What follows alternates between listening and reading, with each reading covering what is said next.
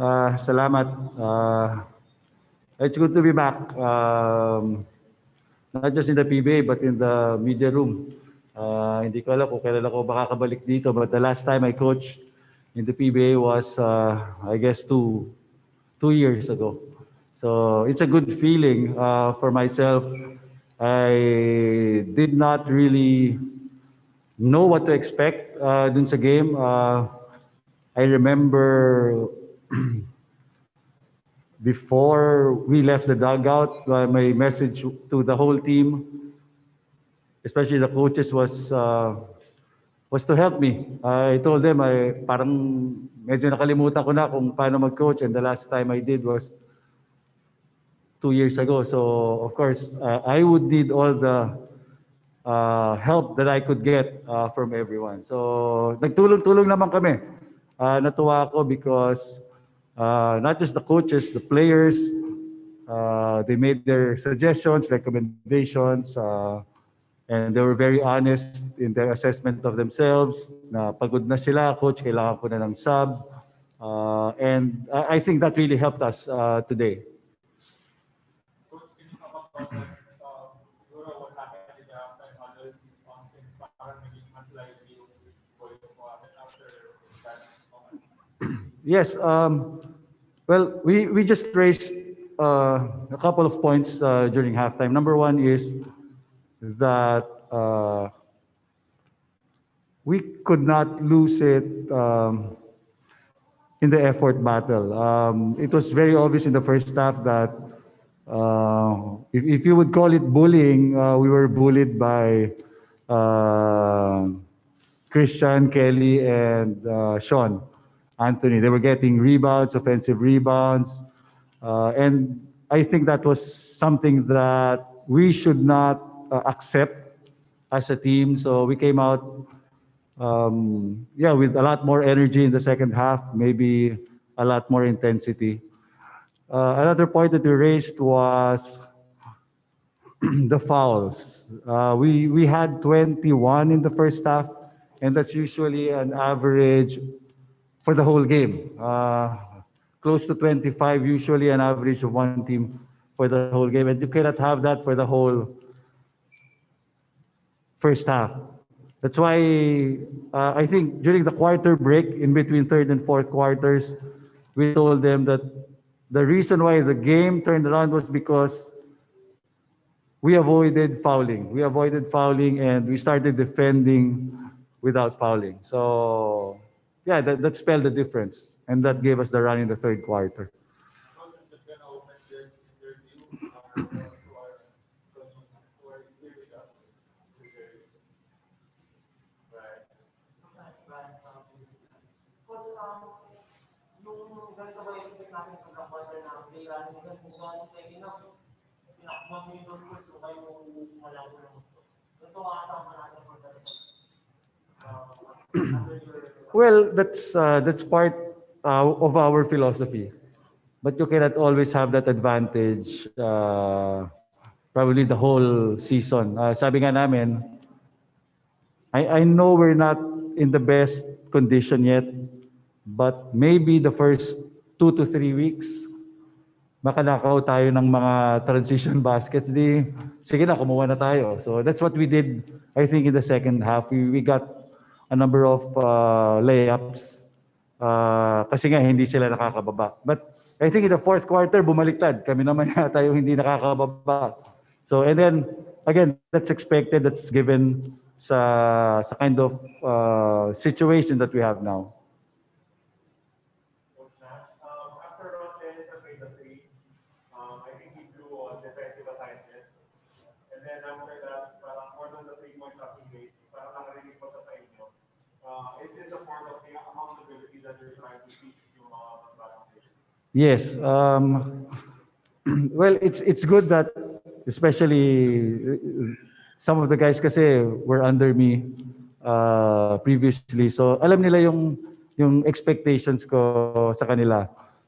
Especially during that time na sila yung involved. I would understand if ang involved is somebody who wasn't under me before previously. Okay lang. I would be more patient with them. But katulad na alam mo na dapat yung gusto ko, hindi na dapat tayo nagkakamali ng gano'n. And we were struggling offensively.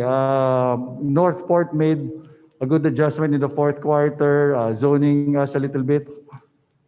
To be honest, 6 weeks of preparation, you cannot put in everything. So, natsambahan nila kami dahil hindi pa namin natatrabaho yung zone offense namin.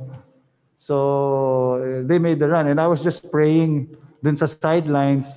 Syempre, konti lang instruction. No? But I was hoping na, and I was praying na sana makachamba naman kami. Nakadalawa kami, I think, with the Roy Sumang floater and the three-pointer of Ron Denison. We'll work on our zone offense because now I'm sure the next opponents narinig na, alam na nila gagawin sa amin, di ba? Coach?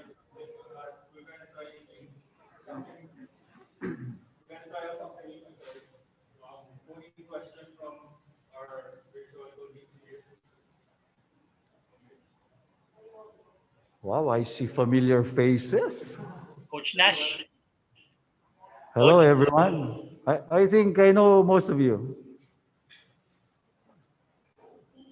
Coach Nash? Yes, fire away. Coach Nash, Ray Hoble. I know Blackwater is a team in search of identity, no, for quite a few years now, no. But under your system, Coach, what kind of identity do we expect from Blackwater? Well, people who are familiar with me know the kind of system that I run, the philosophy that I want to put in. I think it's a given na coming into Blackwater, it should be the same philosophy, the same standards, the same culture that we want to bring. I know it's a slow process, but yeah, nakakatawa because somehow, with a short period of time that we're having, nakaka-pick up kagad yung mga players. Yeah, I'm happy because today we played together and we helped each other out. That's the message our boss Deo gave us before we left Manila and we left for the bubble. Sabi niya, magtulong-tulong kayo. That's the only way you would win in the bubble. Thank you. Coach Nash? Coach Nash? Yes, hello.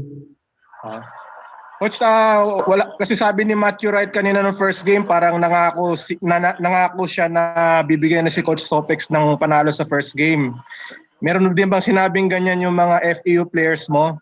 And then second question, Coach, what can you say about Roy Sumang all-around performance, including that crucial steal late in the game? Crucial steal of who? Roy Sumang. No promises from our players. I don't really expect them to do that. I don't want to put them in a position na mag-fail sila pag hindi na nila ma-deliver. So, ang sa akin lang is the same thing, the same way when you interview me, I won't give you guarantees of a win. I won't give you guarantees of championships. Pero yung effort, yun yung ibibigay namin. Yun ang kaya namin i-guarantee. And I guess that's also something that I ask from them. Sabi lang namin sa players, tulungan nyo kami, magbigay kayo ng full effort, and then hopefully makakuha tayo ng panalo. With regards to Roy Sumang, we want him to bring his game back, yung level niya sa UE. We had to remind him na nung naglalaro siya sa UE, hirap na hirap kami siyang bantayan. So, ngayon nakikita ko na minsan nag-hesitate tumira, ayaw.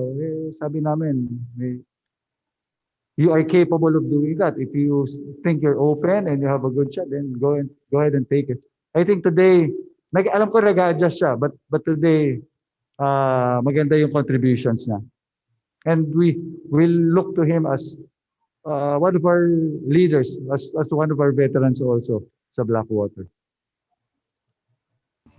Coach, Coach Camille Naredo po of ABS-CBN. Coach, tanong ko lang, what can you say about the poise na pinakita ng team nyo down the stretch? Naghahabol yung Northport pero you guys pulled out a win. Considering yun nga, kulang yung preparation, hindi pa naman siguro sanay maglaro sama-sama, pero you still showed that poise and execution. Yeah, it's good that they showed poise because ako yung nawala ng poise nung end game eh. Nagdadabog ako ng pako, ganyan, kasi nga dun sa mga lapses na nangyayari. But it's a good sign for me as a coach na our players are being responsible. It's a mixture. If you look at our lineup, it's a mixture of veterans and very young players. Even sabi nga, the veterans, aside of course from KG that we look at, are even young veterans, di ba? Belo, Sumang, who else? Even Sigolya and Magat. So, yeah, it takes everybody contributing. That's something that we need if we want to perform consistently. Hi Coach, magandang gabi po. Aaron po from Radyo Pilipinas. So sa darating po na Webes, Barangay Ginebra po yung mga kalaban nyo. With a 2-day rest, ano po yung mga gagawin yung improvements against them? Yun lang po. Thank you. Well, kami ni Coach Olsim, we always talk about the PBA bubble. Of course, we both look forward to coaching again, playing again. And one thing that we talked about is sabi niya, alam mo, in a way, you are at a disadvantage dahil bagong coach ka dyan, bagong mga players mo, and you need more time to develop chemistry. That's something that Ginebra has already.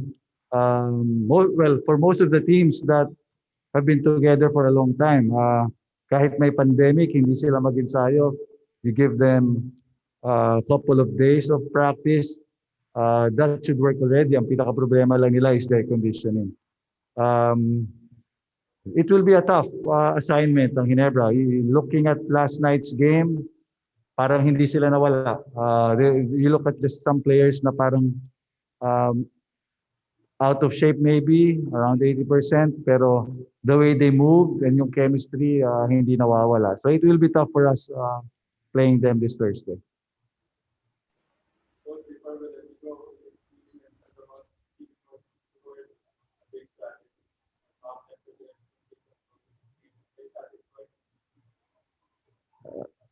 Who will not be satisfied? Our players gave us a win tonight. Again, Northport is one of the tougher teams. I always emphasize that they have Stan Hardiger, Nabong, Sean Anthony, contenders since best player of the conference last season. They have a good system. They acquired a lot of good rookies. Sila Manganti, sila Subido. So it's kind of complete. Yung lineup nila talaga is complete. It's good that we caught them. I would say tonight is an off night for them. Yung effort nandun, but yeah, medyo nabiyayaan kami ngayong araw na to. So I'm sure they'll perform a lot better when they play the other teams, which is good for us. Thank you for watching. Click the subscribe button and ring the bell to be notified with our latest videos.